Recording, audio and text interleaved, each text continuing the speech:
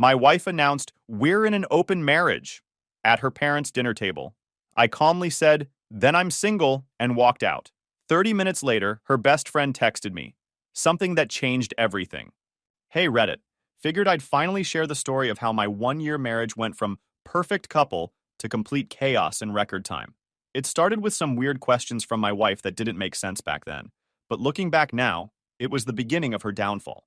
I stayed calm, played it smart, and watched her destroy her own little fantasy while I walked out with my peace intact. I've been married to Makila for a year now. The first few months were fine, smooth, predictable, and a little too perfect. We worked, came home, watched TV, argued about what to eat, then made up over takeout. Just a normal, boring kind of happy. The first weird signs didn't crash in, they slid in quietly. She started doing that thing where she'd leave her phone face down every time it buzzed. I didn't say anything because I'm not the jealous type. I notice, log it, and move on. But then she started zoning out during meals. I'd be talking about work or something dumb Mark said at the shop, and she'd just stare at the wall, fork frozen halfway, like she was buffering. I own a mid-size auto shop, but I still turn wrenches with the guys.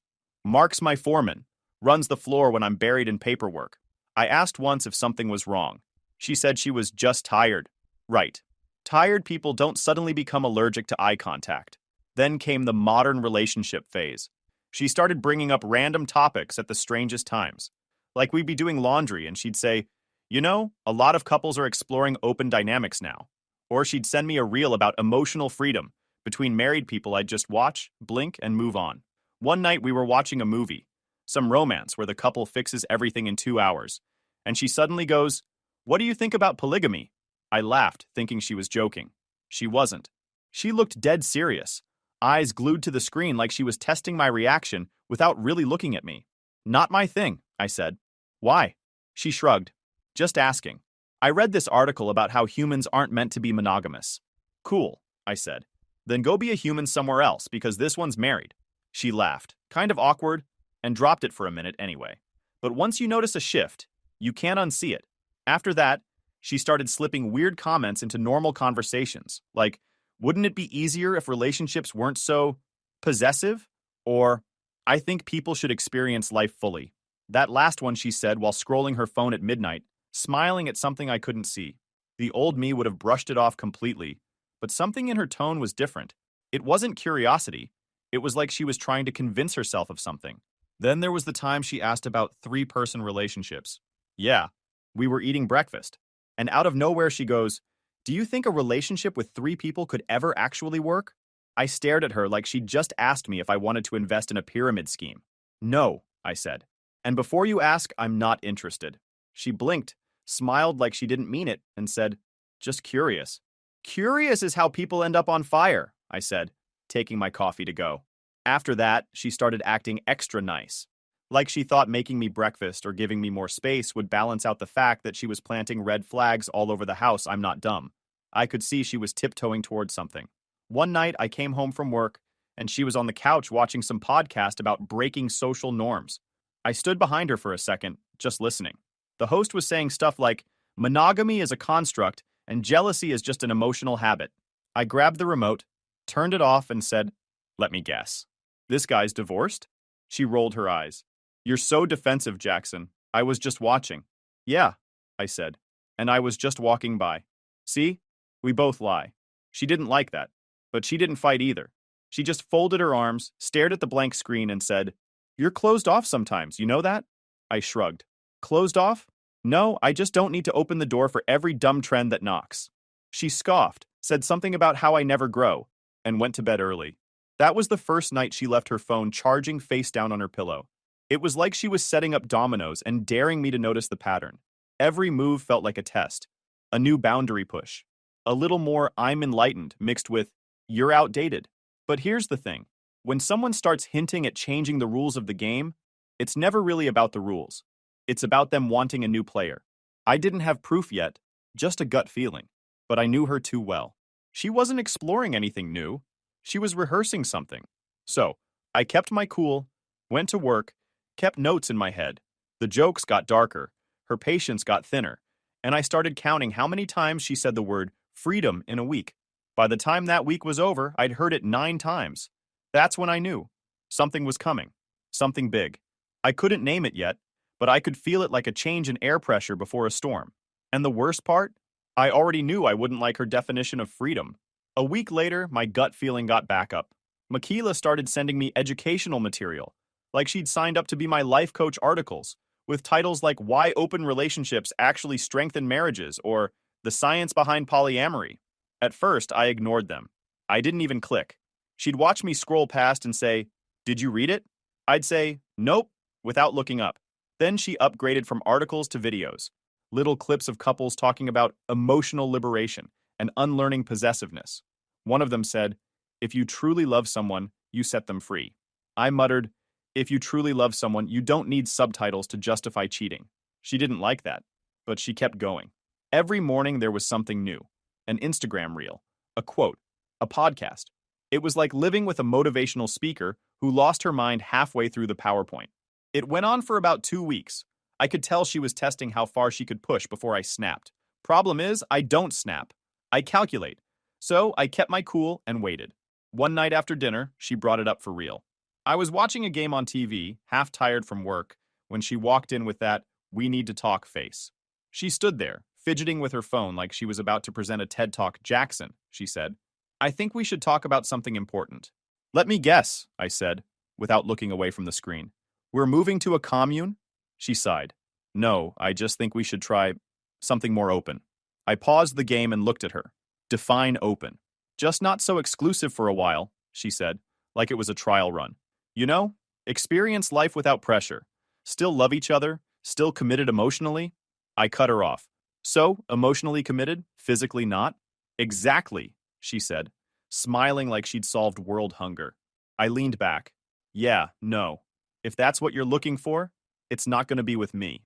She blinked like she didn't hear right. "You're so closed-minded sometimes." "Closed-minded?" I said, laughing.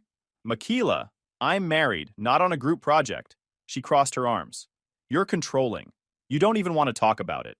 "Talk about what? You sleeping with someone else while calling it personal growth?" "That's not what I mean," she snapped. "You don't understand how relationships evolve." "Makila," I said, "if you want evolution, go read Darwin.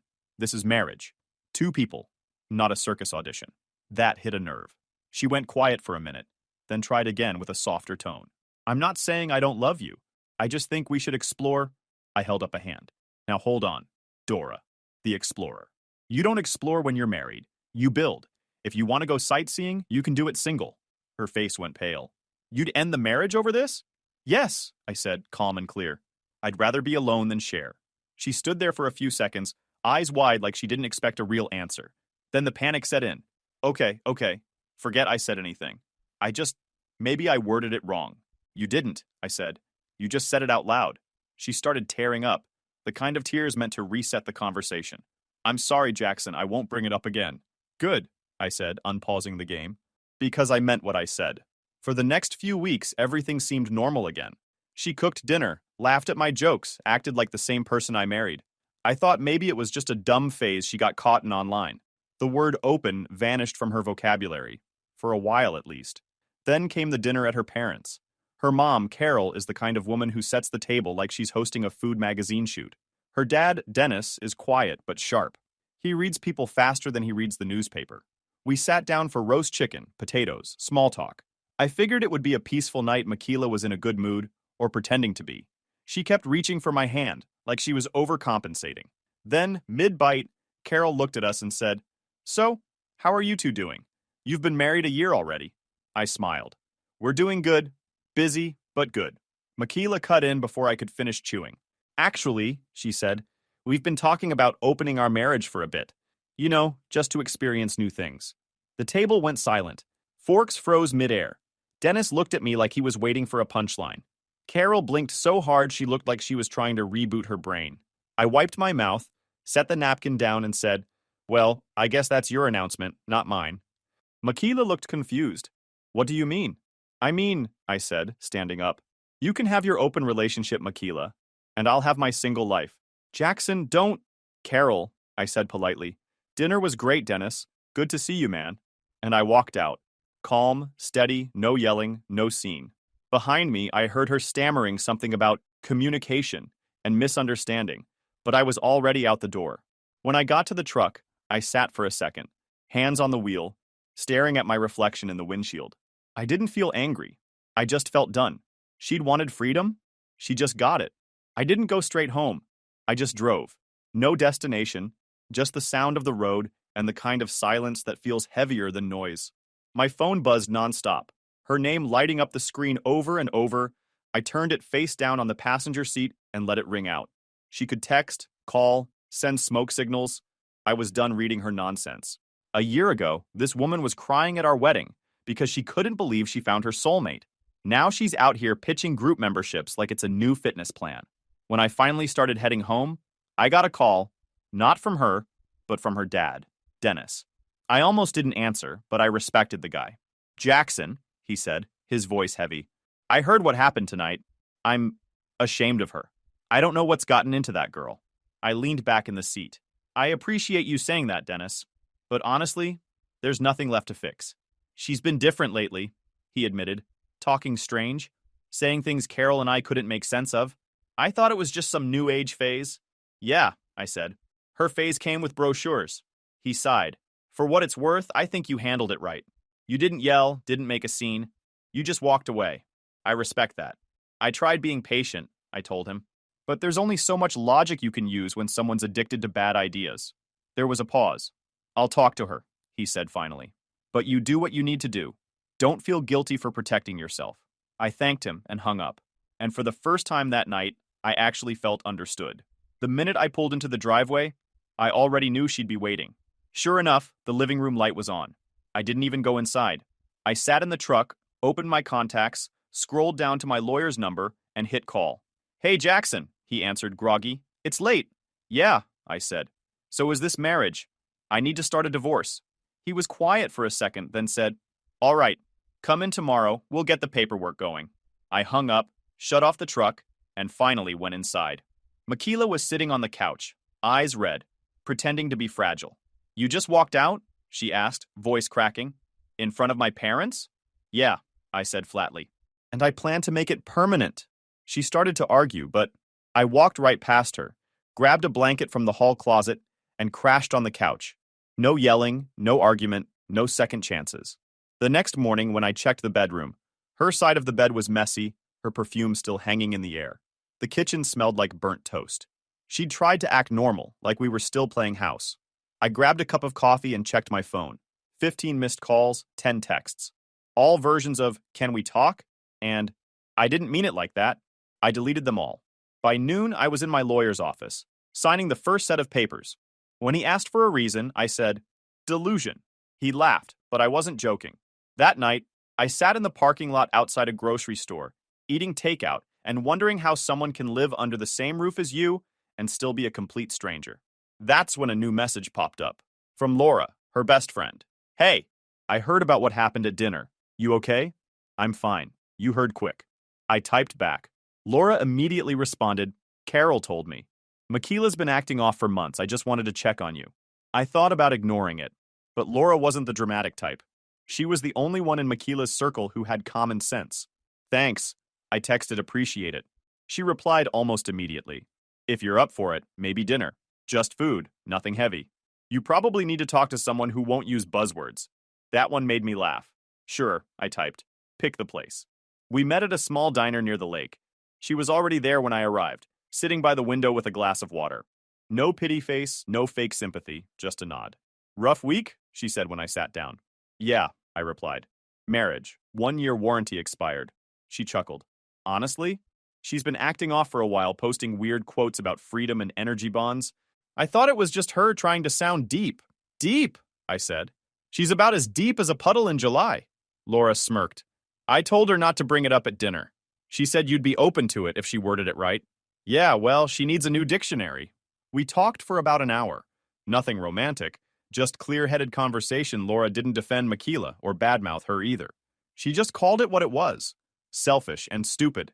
"She's chasing something she doesn't even understand," Laura said, "and she's gonna crash hard." "She already did," I said. "I'm just moving out of the wreckage." When dinner was done, I walked her to her car. She thanked me for coming out, and I told her I appreciated her honesty. It was refreshing talking to someone who actually used real words instead of vibes. On the drive home, I didn't feel angry or sad, just clear. The decision was made. No second guessing, no regret. Makila wanted space? She could have all the space in the world. I slept better that night than I had in months. No tension, no guessing games, no pretending everything was fine. By the time I got home from work, the peace ended. Makila's car was in the driveway, parked sideways like she'd skidded in halfway through an emotional crisis. When I opened the door, there she was, standing by the counter, eyes red, mascara streaked like a bad painting. "We need to talk," she said, voice shaky. "You overreacted." I dropped my keys in the bowl. "You sure you want to open with that line?" "Jackson, please," she said, stepping closer. "You're making this bigger than it is. You'll never know if an open relationship is bad until you actually try it." I tilted my head, pretending to think, "That your sales pitch? You should print flyers." "This isn't funny," she snapped, slamming her hand on the counter. "I'm serious." "So am I," said. "You wanted freedom, I gave it to you. You're welcome." Her breathing sped up. "You don't understand. I was just trying to help us grow. People evolve." "Yeah, usually apart," I interrupted. "Congratulations. You nailed that part of evolution." Her face went blank for a second. Then her voice softened. "I don't want to lose you, okay? I was just curious." "Makila," I said, calm but firm. "Curiosity's fine when you're Googling stuff, not when you're married." She bit her lip, eyes darting around the room like she was looking for a lifeline. Then she blurted, "I'm pregnant." The silence hit different. I stared at her for a full 3 seconds, then laughed. Not a mean laugh, just disbelief. "You're what?" "I said I'm pregnant," she repeated, trying to sound confident. "Oh, really?" I crossed my arms. "That's interesting, because last week you wanted to experience other people. Which part of that process are you blaming for this?" Her face went red. "How could you not trust me?" she shouted, tears instantly replacing her fake confidence. "I don't know," I said. Maybe because you literally pitched an open marriage like it was a Groupon deal. Hard to believe I'm the only one with your name on the roster." "That's disgusting," she said, voice breaking. "You're supposed to be my husband. And you're supposed to be my wife," I shot back. "But here we are auditioning for reality TV." She covered her mouth and started sobbing, the full dramatic type, shaking shoulders, gasping. The whole show. "You don't believe me," she said between sobs. "Not without a DNA test," I replied flatly. "And since I'm done being the funding department for your life choices, I'm not paying for that either." Her expression twisted like she didn't know whether to scream or faint. "Fine, I'm not pregnant, but you're being cruel." "No," I said, walking past her to grab a glass of water. "I'm being realistic. Cruel was you turning our marriage into a social experiment." She grabbed my arm. "Jackson, please, I messed up. I said stupid things. I love you." "Yeah," I said, shaking her hand off. "You also loved your little self-help articles about emotional exploration. Pick one." She backed up against the counter, crying harder now, like volume might equal sincerity. "I can fix this. I swear. We can start fresh." I looked at her. The woman I married, the woman who now felt like a stranger standing in my kitchen, trying to lie her way back into control. "You don't fix something you burned on purpose," I said. She collapsed onto a chair, crying into her hands. The whole kitchen smelled like her perfume and desperation. "I don't want to lose you," she said again, muffled. "You already did," I answered, finishing my water. "The day you tried to sell me on your version of freedom." I went to the bedroom, packed a small bag, and grabbed my laptop. She followed me halfway down the hall, still begging, voice cracking. "You can't just walk away. We're married." "Yeah," I said over my shoulder. "We were." She let out this strangled cry like she couldn't believe her trick stopped working. I didn't even look back. I sat on the couch, opened my laptop, and started typing an email to my lawyer. Subject: acceleration of divorce process. Body: she's back to performing. Let's wrap this up fast. I hit send, closed the laptop, and leaned back. Her crying echoed down the hallway, but I didn't move. I'd given her enough of my patience, my trust, and my time. Some people need a reality check. She needed a whole calendar of them. By the time I went to bed, the house was quiet again. She'd cried herself out and locked herself in the bedroom. I didn't care. The marriage was already gone. And for once, I didn't feel sad about it. I felt free. The kind of free that doesn't need permission. 3 mornings later, my lawyer called. "Jackson, papers are ready. She'll be served today." I thanked him and went back to tightening a brake line at the shop. Around noon, my phone buzzed. Unknown number. I didn't answer. A minute later, a text from Makila came through. You really did it? You actually served me? After everything? I muted her number and went back to work. Mark, my foreman, noticed. Everything all right? Yeah, I said. Just closing a chapter. That afternoon, my phone filled with missed calls. By the 10th one, I turned it off completely, but Makila wasn't built for silence. The next day, around 10 a.m., the receptionist came to me, nervous. Jackson, there's a woman out front saying she's your wife. She's crying and kind of loud. I wiped my hands on a rag. Tell her I'm busy. She's not my wife anymore. Have the business park security handle it. I kept working while she spoke to the guards. Makila's voice carried through the glass doors, muffled but sharp. She was saying things like, he's making a mistake, and just let me talk to him. Security escorted her out. I didn't even look up from the car I was fixing. Mark peeked through the window and muttered, You want me to grab popcorn? Nah, I said. She's not worth the salt. But she came back the next day, this time armed with a stunt that screamed desperation. She stood outside the gate holding a giant poster board with red letters written across it. Don't ruin what we had. Some people slow down for car accidents. I stepped outside just far enough for her to see me. Makila, I said loudly. That's a terrible font choice. Her face twisted. You think this is funny? Little bit, I said. You picked red for regret. Good call. She screamed something about love and loyalty, then burst into tears right there on the sidewalk. Within 10 minutes, 2 police officers arrived. They told her she needed to leave or face a trespassing citation. She tried to argue, said she was fighting for her marriage. One officer asked if I wanted to press charges. I said no. I didn't want her arrested. I just wanted her gone. When they finally got her into her car, she rolled down the window and yelled, You're cruel! You gave up too fast! I leaned on the gate and said, Actions have consequences, Makila. You picked yours. She sped off. By the time I got home that evening, the silence felt earned. She was over at her parents' house. Around 8, my phone buzzed again. Laura. Hey, can we talk? It's important. If it's about Makila, I've heard enough. I responded. She immediately responded, You haven't heard this. Please, just dinner, my treat. I hesitated but agreed. Laura wasn't dramatic. If she said it was important, it probably was. We met at a small Italian place near the highway. Neutral ground. She was already sitting at a corner booth, arms crossed, looking uneasy. All right, I said, sliding into the seat across from her. What's going on? She exhaled. I debated telling you this, but you deserve to know Makila's been seeing someone. A guy from her work. His name's Dylan. I sat back, silent. Not shocked, just confirming what I already suspected. She tried to cover it up, Laura continued. But I've seen messages, pictures. They've been meeting for weeks. It started right before she brought up that open marriage garbage. Laura pulled out her phone, opened a folder, and slid it across the table. I glanced through it. Texts, late-night photos, the same gym hoodie, and the same dates she was supposedly working late. The evidence was so clear, it almost felt boring. I looked up. Well, I said, that explains her sudden need for emotional freedom. Laura frowned. I'm sorry. I didn't want to get involved, but she's been lying to everyone. Even tried telling me you were the reason she felt trapped. I smiled a little. She's got a future in comedy. Laura leaned in. You okay? I'm fine, I said. This just confirms what I already knew. I'm not angry. Just relieved I didn't waste another year on her. She nodded slowly. You're handling this better than anyone I've seen. I don't handle trash fires, I said. I walk around them. That made her laugh, but I could tell she felt bad. I didn't. I'd reached the part of heartbreak where peace wins.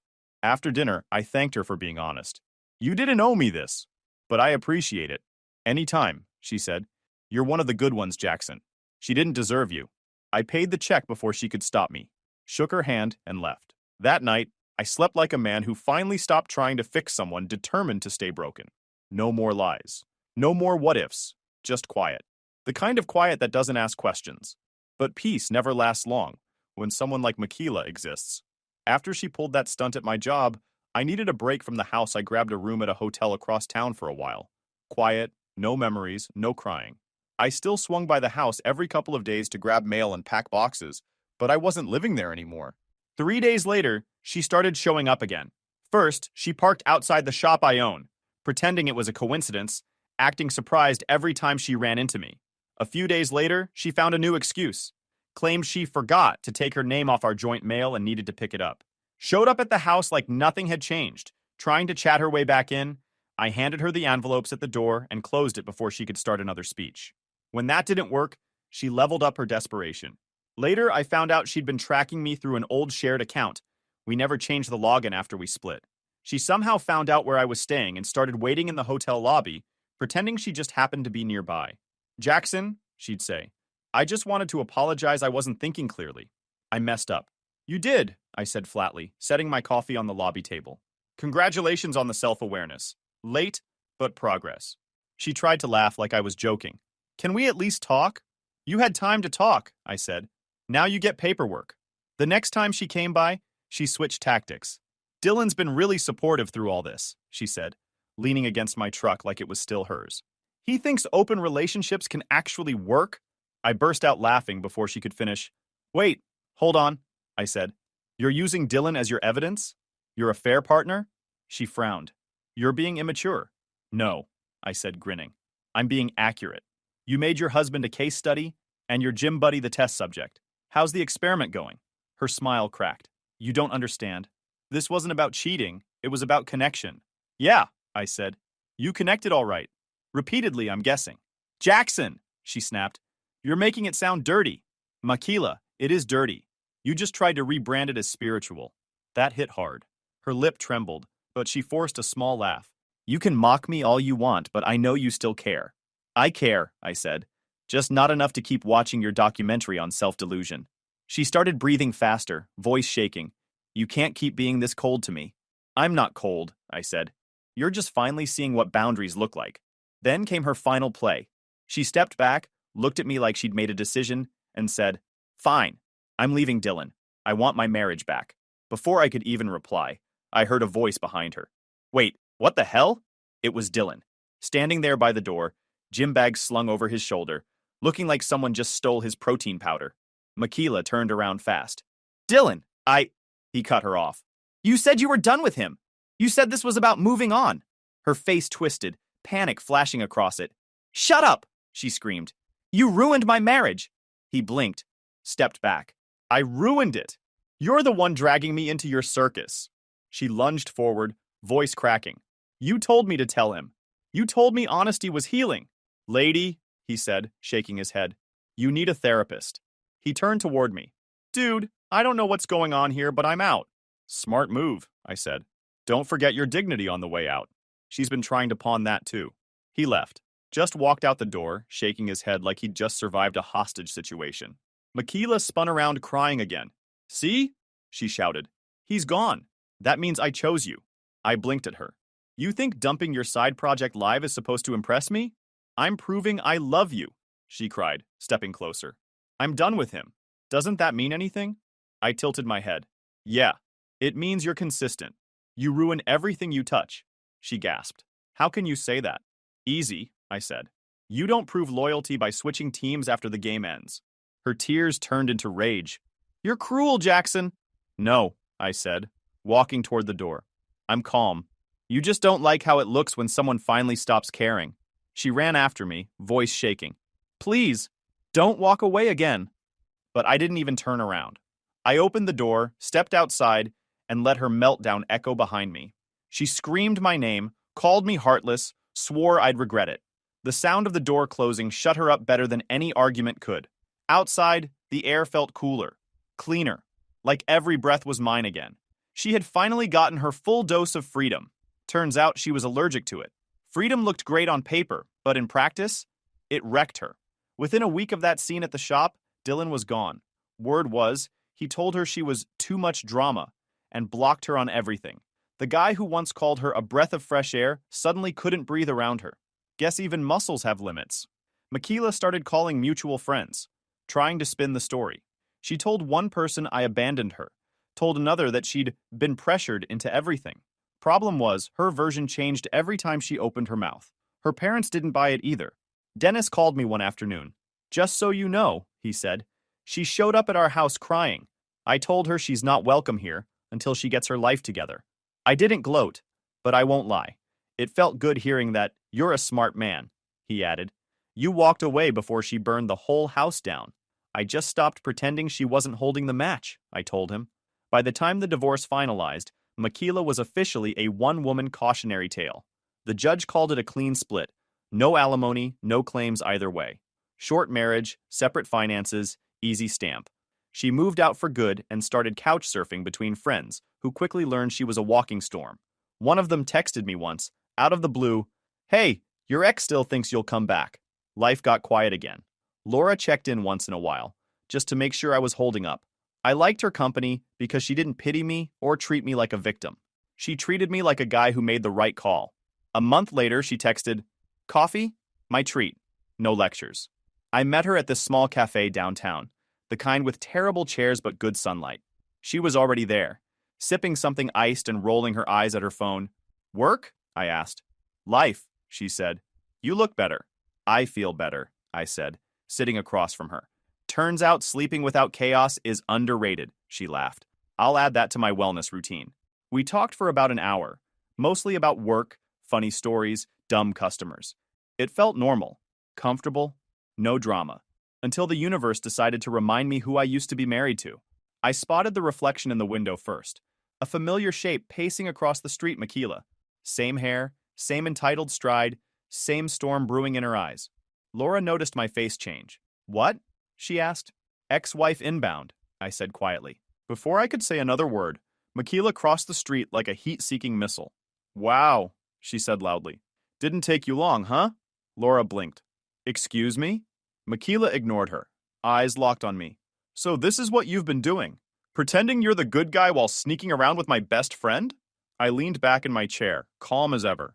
"Makila, you might want to fact-check that sentence. We're having coffee, not a conspiracy meeting." "Oh, don't gaslight me," she shouted.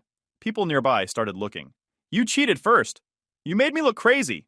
I raised an eyebrow. "Makila, you didn't need my help with that last part." She pointed at Laura. "And you're a snake. You ruined my marriage." Laura looked genuinely stunned.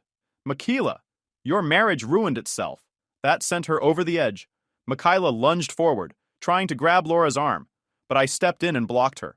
Chairs toppled, someone gasped, and two people from another table jumped up to pull her back. "Let go of me!" Makila screamed. "He belongs with me. You ruined everything."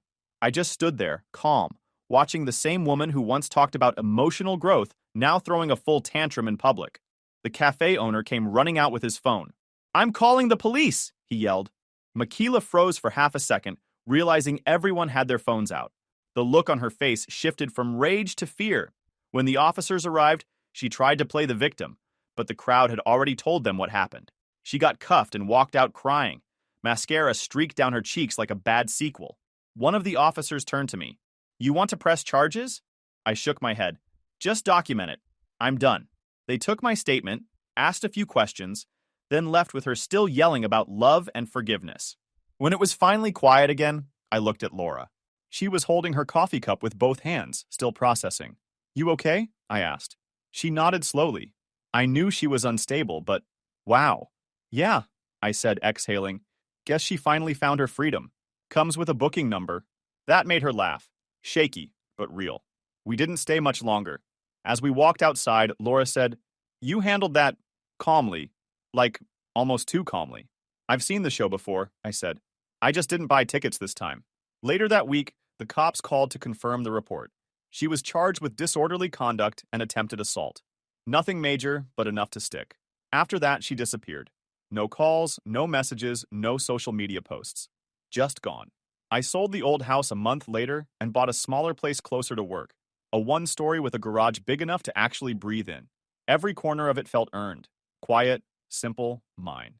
Makila? She became a ghost story people whispered about. That one girl who lost it all. No closure, no apology, just silence.